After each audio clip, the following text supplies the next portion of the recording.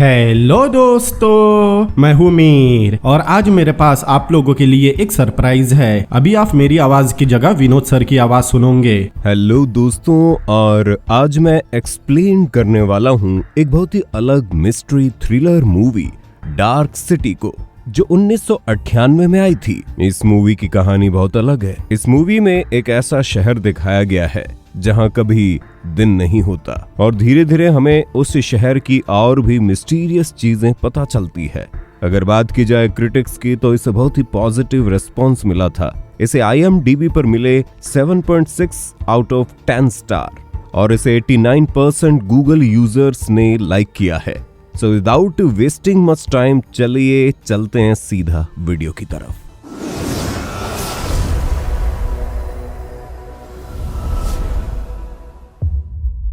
Movie की शुरुआत में हम एक आदमी को देखते हैं।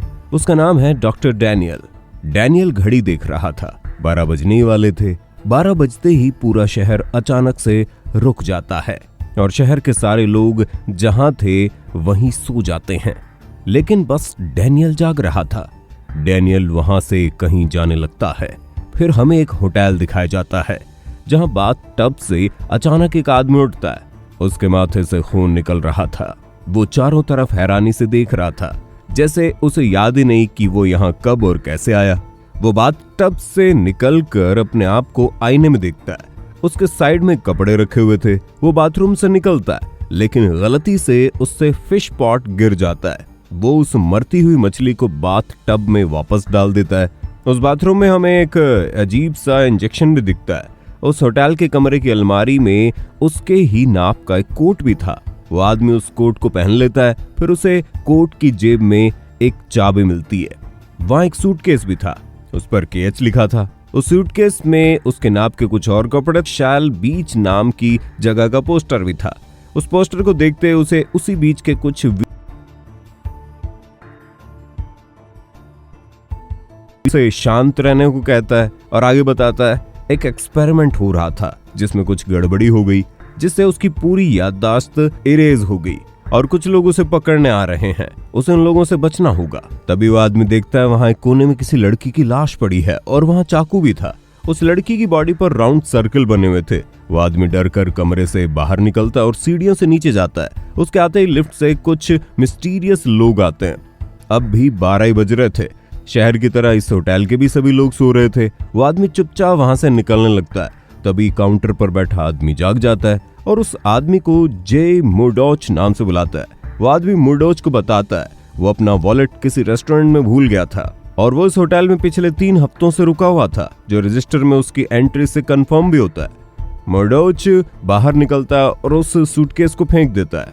अंदर वो मिस्टीरियस लोग मुर्डोच को ढूंढ रहे हैं, जहां उन्हें वही अजीब सा इंजेक्शन टूटा हुआ मिलता है। तभी वहां होटल का रिसेप्शनिस्ट आता है। वो लोग उसे पकड़ लेते हैं और उसे मोड्रोच के बारे में पूछते हैं। वो बताता है मोड्रोच अभी 5 मिनट पहले ही बाहर गया है। तभी उनसे एक आदमी रिसेप्शनिस्ट के सिर पर हाथ रखकर उसे सोने का ऑर्डर देता है और रिसेप्शनिस्ट उसी समय सो जाता है। अगले सीन में हम एक रेस्टोरेंट की सिंगर को देखते हैं। उसकी परफॉर्मेंस खत्म होने पर एक लड़की उसे बताती है कोई खुद को उसके हस्बैंड का डॉक्टर बताकर अपना विजिटिंग कार्ड छोड़ कर गया है। ये कार्ड डॉक्टर डैनियल का ही है। वो तुरंत डैनियल के पास जाती है, जहां हमें उसका नाम पता चलता है, एमा मुर्डोच। डैनियल बताता है वो उसके हस्बैंड जॉन मुर्डोच का डॉक्टर है। मतलब उस आदमी का नाम जॉन मुर्डोच है और ये उसकी बीवी है। पहले एमा को यकीन नहीं होता कि डैनियल जॉन का डॉक्टर है, क्योंकि जॉन ने कभी डैनियल का जिक्र ही नहीं किया। लेकिन डैनियल को एमा के अफेयर के बारे में भी पता था, जिससे एमा को यकीन हो जाता है कि डैनियल जॉन का डॉक्टर है। दरअसल एमा का एक अफेयर था। जब जॉन को ये पता चला, जॉन 3 हफ्ते पहले घर छोड़कर चला गया था। डैनियल एमा को बताता है जॉन को साइकोसिस की बीमारी हो गई है, जिससे वो अपनी पूरी याददाश्त खो चुका है और कभी भी वायलेंट हो सकता है। और एमा को जैसे ही जॉन के बारे में पता चले, एमा तुरंत डैनियल को इन्फॉर्म कर दे। एमा हाँ भी भरकर चली जाती है। दूसरी तरफ हम जॉन को देखते हैं जो अपना फर्स्ट नेम याद करने की कोशिश कर रहा था, लेकिन बहुत याद करने के बाद भी उसे अपना नाम याद नहीं आता। फिर हम फ्रैंक नाम के पुलिस ऑफिसर को देखते हैं। फ्रैंक को जॉन के होटल के कमरे में हुए उस लड़की के मर्डर का केस मिला है। जॉन होटल पहुंचता है। होटल का रिसेप्शनिस्ट पुलिस को जॉन के बारे में सब बताता है, लेकिन हैरानी की बात यह थी कि जिसे हमने और जॉन ने रिसेप्शन पर देखा था वो आदमी कोई और था और ये आदमी कोई और है। लेकिन ये आदमी ऐसे बात कर रहा था जैसे उसने जॉन से ही बात की हो। यहाँ हमें यह भी पता चलता है जिस लड़की का मर्डर जॉन के कमरे में हुआ है वो एक कॉल गर्ल थी, और अब पुलिस वालों के लिए जॉन ही खूनी है क्योंकि उसके ही नाम से वो कमरा बुक्ड था। पुलिस की बातों से हमें लगता है अब तक 4 कॉल गर्ल्स का खून हो चुका है, मतलब कोई सीरियल किलर है जो कॉल गर्ल्स को मार रहा है, और शायद वो सीरियल किलर जॉन ही है। फ्रैंक को बाथटब में फिश दिखती है। फ्रैंक को समझ में नहीं आता लड़कियों को मारने वाला सीरियल किलर किसी मछली को क्यों बचाएगा। तभी वहां चीफ इंस्पेक्टर आकर फ्रैंक से बात करता है क्योंकि उनके ऊपर इस केस को लेकर बहुत प्रेशर आ रहा है। फ्रैंक और चीफ इंस्पेक्टर किसी ऑफिसर वॉलेंस्की के बारे में बात करते हैं जिसके पास पहले केस था, लेकिन अब सब उसे पागल समझ रहे थे। तभी वो वॉलेंस्की आता है, उसे फ्रैंक से बात करनी थी। वॉलेंस्की आकर बहकी बहकी बातें करने लगता है। उसे लगता है कोई उन्हें देख रहा है और अब बचने का कोई रास्ता नहीं है, लेकिन बाकी पुलिस वाले वॉलेंस्की को पकड़कर बाहर ले जाते हैं। लेकिन फ्रैंक को वॉलेंस्की की अभी भी फिक्र थी। वही जॉन उस रेस्टोरेंट में जाता है जहां उसका वॉलेट छूटा था। बाहर उसे कॉल गर्ल देखती है। जॉन अंदर जाकर अपना वॉलेट मांगता है और वॉल्टर से पूछता है कि वो अपना वॉलेट भूलकर कब गया था, लेकिन उसे कुछ ठीक से नहीं बताता। वो जॉन के वॉलेट को कंपार्टमेंट में रखता है, लेकिन वो लॉक हो जाता है। जॉन उसे खोलने की कोशिश करता है, लेकिन इसी बीच रेस्टोरेंट में 2 पुलिस वाले आ जाते हैं। अब जॉन जैसे ही उस कंपार्टमेंट को ध्यान से देखता है, उसकी आंखें ब्लिंक होती है, जिससे वो लॉक खुल जाता है। जॉन अपना वॉलेट लेकर जाने लगता है, लेकिन वो पुलिस वाले उसे रोक लेते हैं और उससे पूछताछ करने लगते हैं। लेकिन तभी वहां वही कॉल गर्ल आ जाती है जो उसे बाहर देख रही थी और उसे अपने साथ ले जाती है। कॉल गर्ल के घर जॉन अपना वॉलेट देखता है जिसमें एमा की भी फोटो थी, लेकिन जॉन को कुछ भी याद नहीं आता। वॉलेट में उसकी आईडी थी जिससे उसे अपना नाम और एड्रेस मिल जाता है, इसलिए वो तुरंत वहां से चला जाता है। दूसरी तरफ फ्रैंक को ये केस के साथ वॉलेंस्की का ऑफिस भी दिखाया जाता है। उसके ऑफिस में हर जगह अजीब ड्राइंग बनी हुई थी और हर जगह वैसे ही राउंड सर्कल बने थे।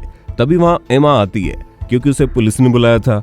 फ्रैंक एमा को बताता है उसके पति मतलब जॉन मर्डॉच ने शायद 4 कॉल गर्ल्स का खून किया है, लेकिन एमा को इस बात पर बिल्कुल यकीन नहीं होता और एमा वहां से जाने लगती है। तब फ्रैंक उसके पीछे जाता है। वहीं स्ट्रीट पर जॉन को शैल बीच की एक मूवेबल होल्डिंग एड दिखती है। उसका हाथ हिल रहा था। जॉन उस होल्डिंग के पास जाता है। जॉन को उसके कोट की जेब में उस सीरियल किलर के न्यू पेपर का आर्टिकल मिलता है। अब जॉन को भी शक होने लगा था कहीं वो खुद तो किलर नहीं। तभी वहां वही मिस्टीरियस लोग आते हैं। जॉन उन लोगों को जानता नहीं था, लेकिन वो जॉन को जानते थे। उनमें से एक जिसका नाम मिस्टर हैंड है, वो जॉन को स्लीप नाउ का ऑर्डर देता है, लेकिन जॉन नहीं सोता। ये देखकर मिस्टर हैंड शॉक रह जाता है। फिर वो चाकू से जॉन को मारने आगे बढ़ता है, लेकिन वो लकड़ी फ्लोर टूट जाता है और हैंड नीचे गिर जाता है। बाकी बचे लोग जॉन पर हमला करने आगे आते हैं, लेकिन जॉन उस लकड़ी के फ्लोर को गौर से देखता है, जिससे वो फ्लोर खुद ब खुद टूटने लगता है, जिससे एक आदमी नीचे गिरता है और उसे रस्सी से फांसी लग जाती है। ये देखकर तीसरा आदमी भी शॉक हो जाता है। वो कहता है जॉन ट्यून कर सकता है। तभी पीछे से मिस्टर हैंड उड़कर आता है और जॉन पर हमला करता है। जॉन भी बचते हुए नीचे गिरता है और रस्सी में लटक जाता है, जिससे उस होल्डिंग के स्टैचू का हाथ नीचे आकर एक आदमी की खोपड़ी फोड़ देता है, जिससे मिस्टर हैंड को भी तकलीफ होने लगती है। जॉन ऊपर आके देखता है, उस आदमी की खोपड़ी में से एक अजीब सा क्रिएचर निकलता है और निकलते मर जाता है। जॉन को कुछ समझ में नहीं आता। मौका देखकर जॉन वहां से भाग जाता है। अब हमें उस सिटी का अंडरग्राउंड दिखाया जाता है, जहां वैसे ही मिस्टीरियस लोगों की पूरी सोसाइटी थी। वो लोग जॉन के बारे में बात कर रहे थे और किसी मेमोरी इम्प्लांट और किसी डॉक्टर की भी बात कर रहे थे। यहाँ हमें पता लगता है उन्होंने पहले भी कई लोगों के साथ ऐसा किया था, लेकिन जॉन सबसे अलग है। जॉन उन लोगों की तरह ट्यून भी कर सकता था। तभी वहां उन सब का लीडर मिस्टर बुक आता है और जॉन के भागने के लिए हैंड को फटकार लगाता है। अब मूवी और भी कंफ्यूजिंग हो जाती है। ये लोग कौन है? उनके सिर में इससे क्या निकला था? ये मेमोरी इम्प्लांट क्या है? ये ट्यून क्या है? जॉन कौन है? और वो सीरियल किलर कौन है? और होटल का रिसेप्शनिस्ट कैसे बदल गया? इन सब सवालों के जवाब हमें आगे पता चलेंगे। फिर हम एमा का घर देखते हैं, जहां जॉन आ गया था। एमा जॉन से बात करती है, लेकिन जॉन को कुछ याद नहीं था। एमा बोलती है उसके डॉक्टर को भी ये लगा था। एमा जॉन को डैनियल का कार्ड देती है। जॉन एमा से पूछता है उसे क्या हुआ था, वो डॉक्टर के पास क्यों जाता था। एमा उसे बताती है क्योंकि उसका एक अफेयर था, जिससे जॉन एमा पर नाराज था और घर छोड़कर चला गया। जॉन कहता है उसने उस किलर के बारे में पढ़ा है। भले ही जॉन को कुछ याद ना हो, लेकिन वो किलर नहीं है। एमा को जॉन पर यकीन था। तभी जॉन को खिड़की के बाहर एक कार दिखती है। एमा बताती है कार पुलिस वालों की है, मतलब फ्रैंक की, क्योंकि उसने एमा को घर छोड़ा था। तभी जॉन वहां से भागता है, लेकिन दरवाजे के बाहर फ्रैंक था। फ्रैंक गन पॉइंट पर जॉन को सरेंडर करने को बोलता है। जॉन फ्रैंक को उन मिस्टीरियस लोगों के बारे में बताने की कोशिश करता है, क्योंकि वो लोग उसके पीछे पड़े हैं। लेकिन फ्रैंक जॉन की बात नहीं मानता। लेकिन एमा फ्रैंक को डिस्ट्रैक्ट करती है और जॉन सीढ़ियों से नीचे भागने लगता है। फ्रैंक भी उसके पीछे था, लेकिन नीचे कोई एग्जिट नहीं था। जॉन इधर उधर देखने लगता है। वैसे ही सामने की दीवार पर एक दरवाजा बन जाता है और जॉन के बाहर जाते ही दरवाजा अपने आप गायब भी हो जाता है। फ्रैंक हैरान रह जाता है, क्योंकि वहां से बाहर जाने का कोई रास्ता नहीं था। तो जॉन कहाँ गया? लेकिन फ्रैंक को वहां डैनियल का कार्ड मिल जाता है। फिर हम डैनियल को देखते हैं, जिससे मिस्टर हैंड मिलने आता है। इसका मतलब वो लोग जिस डॉक्टर के बारे में बात कर रहे थे डैनियल ही है। डैनियल इन लोगों के साथ मिला हुआ है। मिस्टर हैंड वो इंजेक्शन दिखाकर डैनियल से जॉन के बारे में पूछता है। डैनियल डरते हुए बताता है प्रोसेस के टाइम जॉन उठ गया था और उसने वो इंजेक्शन तोड़ दिया था। हैंड पूछता है मतलब जॉन के दिमाग में कोई मेमोरी नहीं है?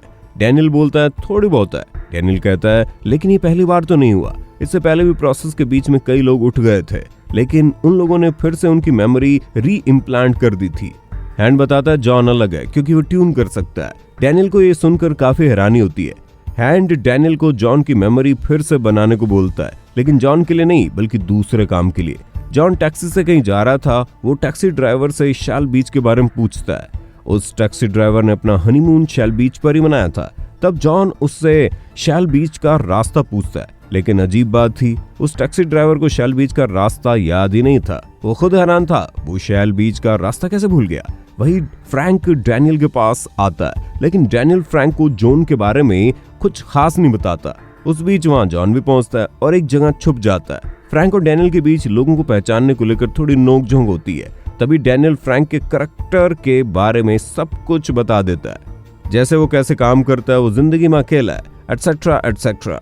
फ्रैंक थोड़ा हैरान होता है, एक बार मिलने पर ही डैनियल ने उसके बारे में इतना सब कैसे बता दिया। तभी डैनियल वहां से निकलता है और फ्रैंक भी वहां से चला जाता है। जॉन डैनियल का पीछा करता है। डैनियल एक दीवार के पास आता है और कुछ ही सेकंड्स में एक दरवाजा बन जाता है। जॉन ये देख रहा था। डैनियल उस दरवाजे के अंदर जाता है और वो दरवाजा गायब हो जाता है। जॉन जाकर उस दीवार को देखता है। जॉन को कुछ समझ में नहीं आता। अंदर वैसे ही लोग किसी चीज की तैयारी कर रहे थे। डैनियल वहां की एक लैब में किसी केमिकल के जरिए लोगों की फेक मेमोरी बना रहा था।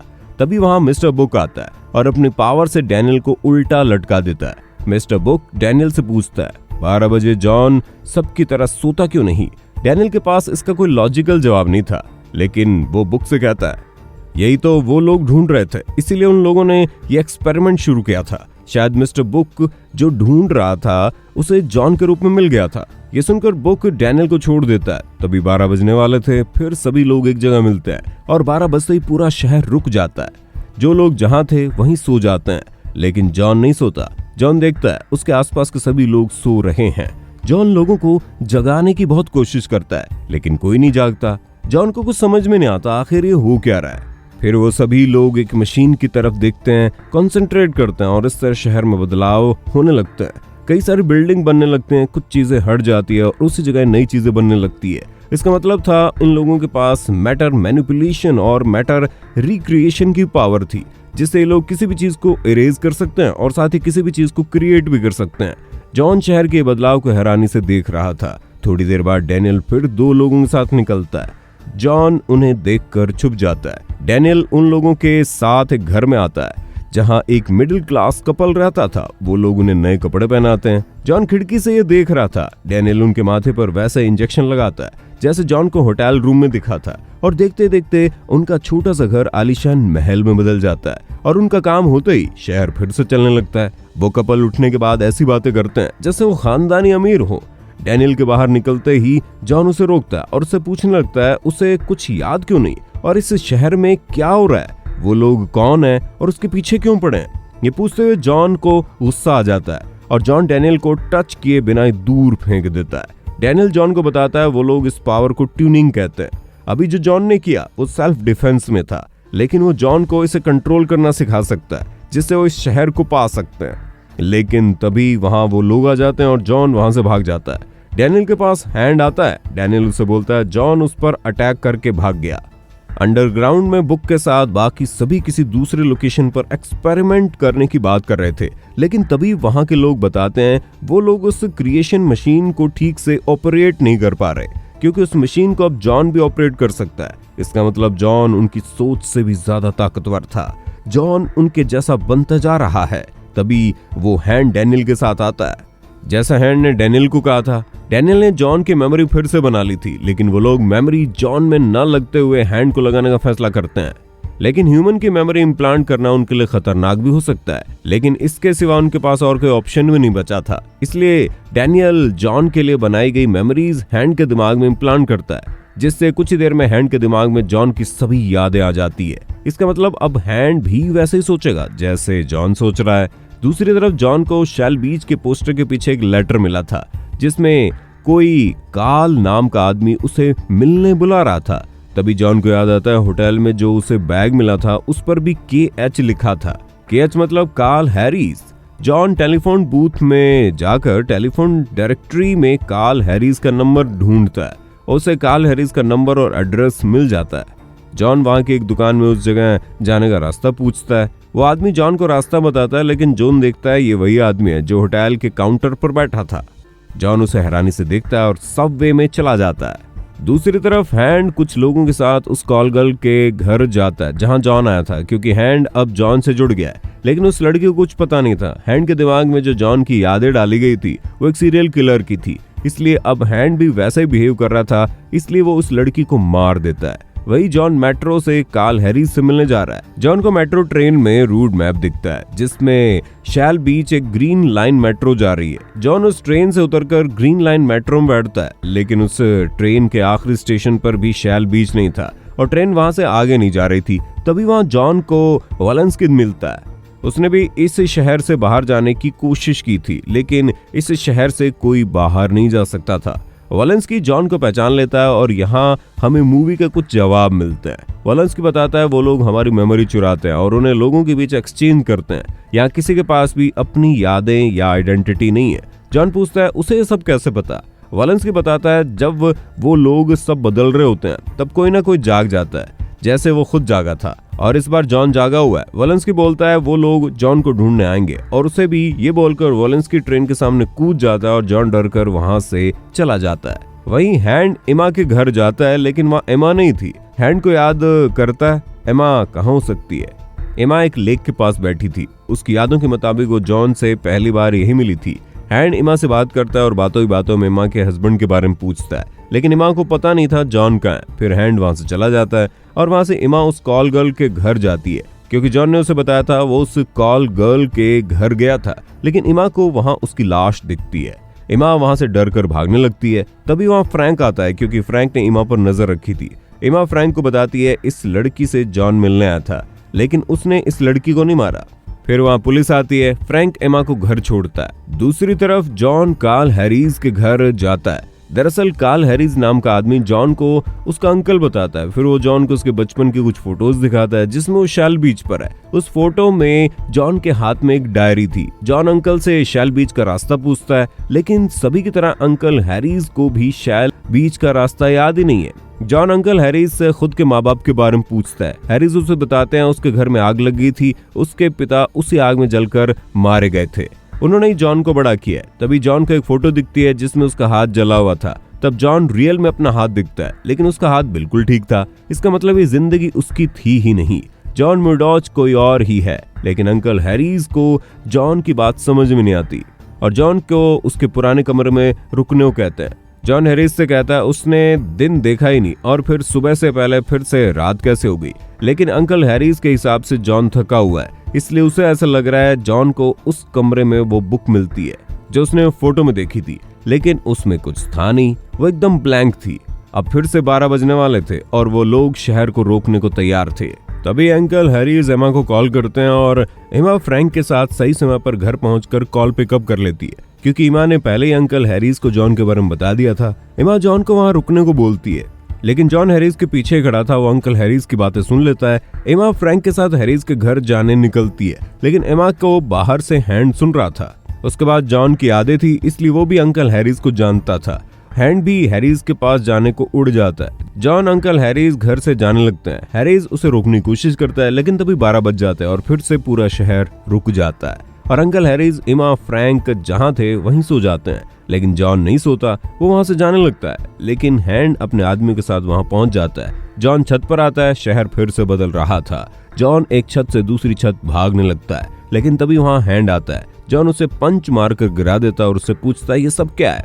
तब हैंड बताता है इस शहर पर उनका कब्जा है। वो लोग हर रात इस शहर को अपने हिसाब से बदलते हैं, कैरेक्टराइज करते हैं, कुछ सीखने के लिए। जॉन पूछता है क्या सीखने के लिए। हैंड बोलता है वो चीज जो इंसानों को इंसान बनाती है, क्योंकि वो लोग इंसानों के जैसे बनना चाहते हैं। और उसे अभी जॉन की हर बात पता है, यहाँ तक कि वो भी जो उसे याद भी नहीं। जॉन उससे पूछता है वो लोग आखिर हैं क्या। हैंड बोलता है वो लोग इंसानों की बॉडी को एज ए मीडियम की तरह यूज करते हैं, मतलब ये उनका असली रूप नहीं है। तभी उस बिल्डिंग की छत भी बदल जाती है और दोनों अलग अलग साइड में गिर जाते हैं। जॉन गिरते हुए ग्रिल पकड़ लेता है। उसके नीचे के फ्लोर पर वही लोग थे और साइड की बिल्डिंग उस बिल्डिंग से चिपकने वाली थी। जॉन खिड़की तोड़कर बिल्डिंग के अंदर चला जाता है, लेकिन उनमें से एक आदमी बिल्डिंग के बीच में कुचलकर मारा जाता है। जॉन बड़ी मुश्किल से बदलती हुई बिल्डिंग से बचते हुए किसी तरह नीचे पहुंचता है, लेकिन दोनों तरफ से वो लोग जॉन को घेर लेते हैं। लेकिन तभी फ्रैंक और इमा कार लेकर आते हैं और जॉन को बचा कर ले जाते हैं। हैंड अभी उन लोगों के पीछे नहीं जाता, क्योंकि उनकी लड़ाई के बीच बदलाव का टाइम खत्म हो गया था और सभी लोग जाग गए थे। फ्रैंक जॉन को पुलिस स्टेशन लेकर जाता है और उसे मर्डर की पूछताछ करने लगता है, लेकिन जॉन ने ये मर्डर नहीं किए थे। फ्रैंक उस बुक की फोटोज के बारे में पूछता है, लेकिन जब जॉन ने उसे देखा तो वो ब्लैंक थी।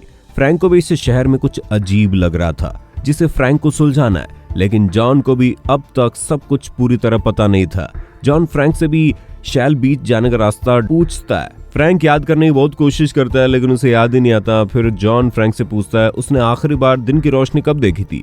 बचपन की यादों में नहीं, बल्कि कल, परसों या एक हफ्ता पहले।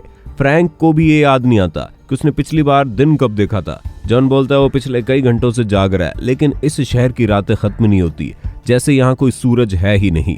फ्रैंक को जॉन की बातें ठीक तो लग रही है, लेकिन उसे यकीन करना थोड़ा मुश्किल हो रहा है। जॉन उसका कोई लॉजिकल एक्सप्लेनेशन ढूंढने की बात करता है, लेकिन तभी जॉन अपनी पावर से उस बुक को हवा में उड़ाता है और फ्रैंक से पूछता है उसके पास इसका कोई लॉजिकल एक्सप्लेनेशन है। जॉन से मिलने एमा आती है और उससे चीट करने के लिए माफी मांगने लगती है, लेकिन जॉन कहता है उसने कोई चीट नहीं किया, बल्कि हो सकता है वो दोनों आज से पहले मिले ही नहीं थे। ये उनके दिमाग में डाला गया है। वो जो जिंदगी जी रहे हैं वो सच्ची नहीं है। कोई चाहता है वो दोनों ऐसी जिंदगी जिए, लेकिन एमा को यकीन नहीं होता, क्योंकि उसे सब चीजें अच्छे से याद थी। उनका पहली बार मिलना, उनके बीच प्यार होना, उनकी शादी उसे अच्छे से याद थी।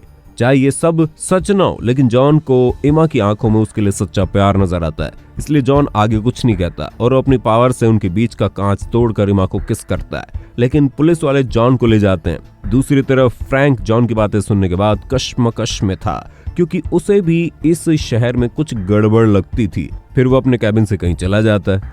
तभी पुलिस स्टेशन में हैंड आता है और स्टेशन में सभी पुलिस ऑफिसर्स को सुलाकर जॉन को शल में लेने जाता है, लेकिन जॉन वहां नहीं था। फिर हम डैनियल को देखते हैं, तभी जॉन वहां आता है। डैनियल उसे बताता है वो लोग पानी से डरते हैं, इसलिए वो यहाँ आता है और जॉन पूछता है वो लोग उसके पीछे क्यों पड़े हैं। डैनियल बताता है वो सभी, मतलब शहर के सभी लोग उन लोगों के लिए किसी एक्सपेरिमेंट के सब्जेक्ट हैं। तभी डैनियल गन निकाल लेता है और जॉन को सिरिंज खुद को लगाने को बोलता है। इससे जॉन को सब सवालों के जवाब मिल जाएंगे, क्योंकि जॉन को बैठाकर समझाने का वक्त नहीं। लेकिन तभी पीछे से फ्रैंक आता है और डैनियल की गन छीन लेता है। डैनियल फिर बोलता है उस सिरिंज को लगाने के बाद जॉन को सब पता चल जाएगा, लेकिन जॉन को वो सिरिंज नहीं लगाता, लेकिन उस सिरिंज को अपने कोट की जेब में रख लेता है। फिर वो डैनियल को शैल बीच चलने को बोलते हैं। ये सुनकर डैनियल हंसने लगता है, लेकिन दोनों डैनियल को शैल बीच लेकर जाने लगते हैं, क्योंकि डैनियल को शैल बीच का रास्ता पता था। लेकिन डैनियल बोलता है वहां कुछ नहीं है, क्योंकि डैनियल वहां से जा चुका था। वो लोग उनका वहीं इंतजार कर रहे होंगे, लेकिन दोनों डैनियल के बात नहीं मानते। फिर वो एक जगह लेक के पास आकर रुक जाते हैं। फ्रैंक को अजीब लगता है, क्योंकि पहले वो एक रास्ता हुआ करता था, वहीं एमा घर पहुंचती है जहां हैंड पहले से था। वो लोग एमा को पकड़ लेते हैं। वहीं तीनों भी एक नाव में शैल बीच की तरफ जा रहे थे। अब यहाँ डैनियल मूवी का प्लॉट रिवील करता है। डैनियल उन लोगों को स्ट्रेंजर बुलाता था। स्ट्रेंजर्स उन्हें किडनैप करके यहाँ लाए। वो शहर के लोगों की मेमोरी आपस में बदलते हैं, ये जानने के लिए कि कौन सी चीज इंसानों को इंसान बनाती है। कोई आदमी अगर पुलिस वाला है तो दूसरे दिन वो कोई और होगा, उसकी पूरी आइडेंटिटी अलग होगी। जैसे जॉन के केस में उन्हें सीरियल किलर पर स्टडी करनी थी, जिसके लिए स्ट्रेंजर ने जॉन के दिमाग में किलर की मेमोरी इम्प्लांट की और उसके लिए फैमिली, फ्रेंड, वाइफ, यहाँ तक की पूरी हिस्ट्री तक क्रिएट की।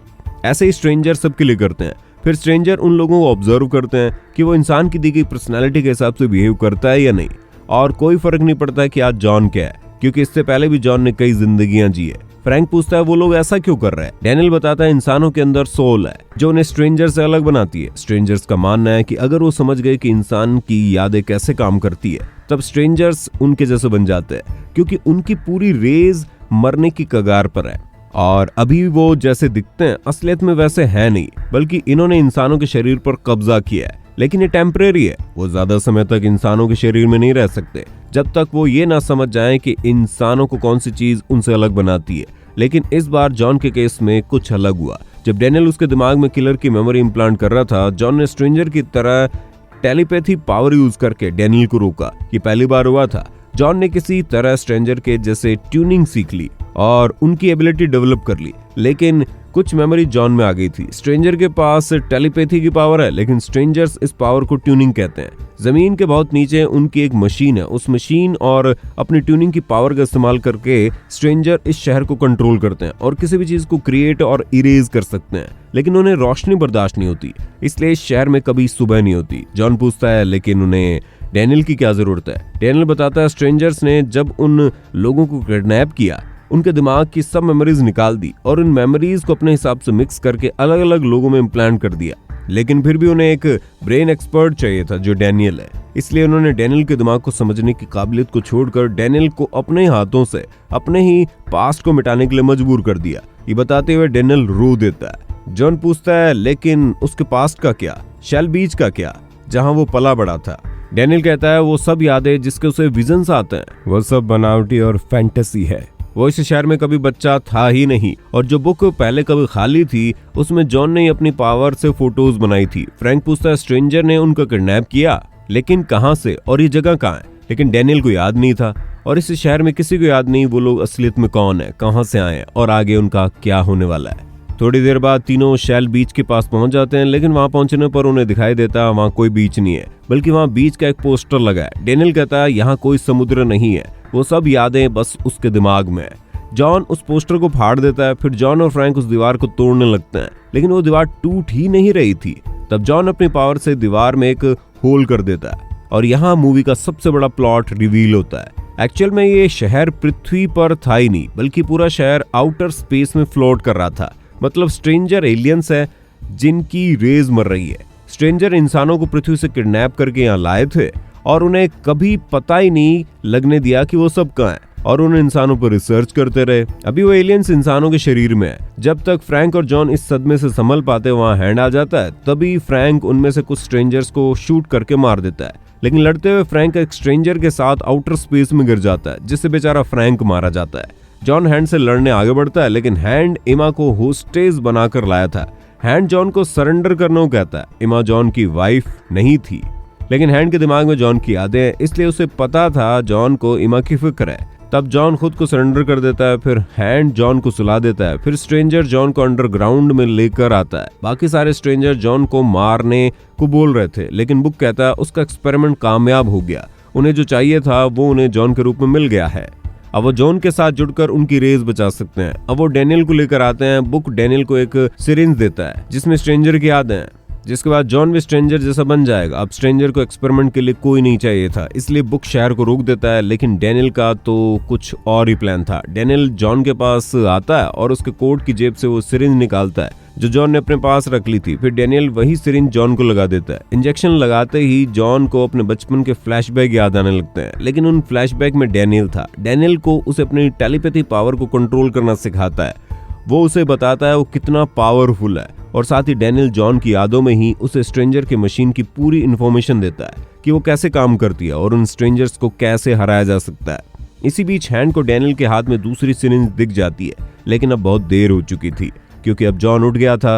अब वो अपनी पावर को 100% एनहेंस कर सकता है। जॉन पहले खुद आजाद होता है, फिर डैनियल को आजाद करता है। फिर जॉन और बुक में टेलीपैथी फाइट होने लगती है, जिससे वो जगह टूटने लगती है। उसमें बहुत सारे स्ट्रेंजर्स भी मारे जाते हैं। अब दोनों की पावर इतनी ज्यादा थी कि थोड़ी देर के लिए उस जगह की ग्रेविटी मैनिपुलेट हो जाती है। फिर डैनियल और बहुत सारे स्ट्रेंजर्स सरफेस पर आ जाते हैं और साथ ही वो क्लॉक भी ऊपर आ जाती है, जिसे देख स्ट्रेंजर शहर को रोक दिया करते थे। फिर जॉन और बुक हवा में उड़ते ऊपर जाते हैं। डैनियल ये हैरानी से देख रहा था।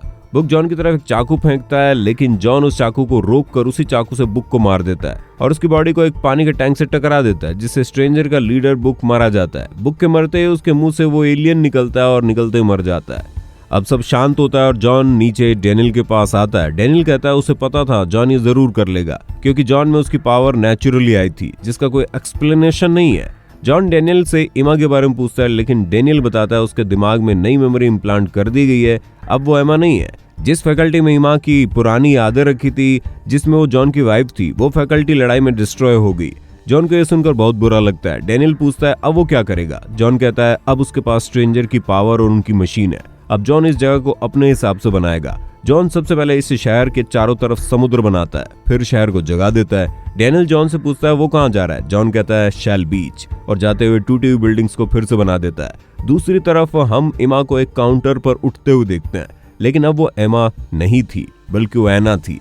एना वहां से एक बस में जाती है। डैनियल देखता है एना शेल बीच जाने वाली बस में बैठी है, मतलब जॉन ने शेल बीच जाने की बस भी बना ली थी। डैनियल ने एमा को अपनी पिछली मेमोरी से मिलती जुलती मेमोरी दी थी। फिर डैनियल मुस्कुराते हुए वहां से चला जाता है। अब जॉन समुद्र के पास आता है और सबसे पहले समुद्र में एक बीच और एक लाइट हाउस बनाता है। तभी वहां हैंड आता है और वो जॉन को बताता है वो मर रहा है, क्योंकि ह्यूमन का इम्प्लांट उसके लिए ठीक नहीं था। वो जॉन से पूछता है उसे किलर की मेमोरी देने पर कैसा महसूस हो रहा था। जॉन कहता है वो कभी सीरियल किलर नहीं हो सकता था, और वो लोग जो ढूंढ रहे थे इंसानों की कौन सी चीज इंसान बनाती है, वो उसे गलत जगह ढूंढ रहे थे। जॉन बताता है वो जगह दिमाग नहीं जो हमें इंसान बनाती है। फिर जॉन अपनी पावर से इस शहर के लिए एक पूरा सूरज बनाता है, मतलब जॉन उस जगह का गॉड बन चुका है। फिर जॉन शहर को सूरज की तरफ मोड़ता है और डार्क सिटी में पहली बार सुबह होती है। जॉन अपने सामने का दरवाजा खोलता है। जॉन भी शायद पहली बार सूरज की रोशनी देख रहा था। हैंड पर सूरज की रोशनी पड़ते ही वो चला जाता है। जॉन सामने देखता है, सामने एक लड़की खड़ी थी, वो एना थी।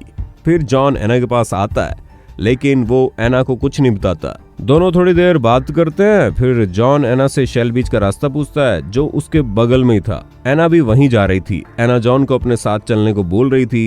एना जॉन को अपना नाम बताती है और जॉन उसे अपना नाम जॉन मिडरोच बताता है, मतलब उसने अपना नाम नहीं बदला। फिर जॉन और एना के साथ ये मूवी भी यहीं एंड होती है। आप सोच रहे होंगे बाकी स्ट्रेंजर्स का क्या हुआ, वो बच गए थे? इसका जवाब हमें डैनियल पहले ही दे चुका है। सबसे पहले तो जॉन अब उन सबसे पावरफुल लोगों में से था, और वैसे ही उनकी रेस खत्म होने वाली थी, मतलब कुछ समय में बाकी बचे हुए स्ट्रेंजर्स खुद ब खुद मर जाएंगे। तो दोस्तों, विनोद सर की आवाज में आपको ये एक्सप्लेनेशन कैसा लगा, मुझे आप कमेंट करके बताएं कि आगे भी आप विनोद सर की आवाज सुनना चाहोगे या नहीं। तो दोस्तों, कैसी लगी आपको ये मूवी मुझे कमेंट्स करके बताना।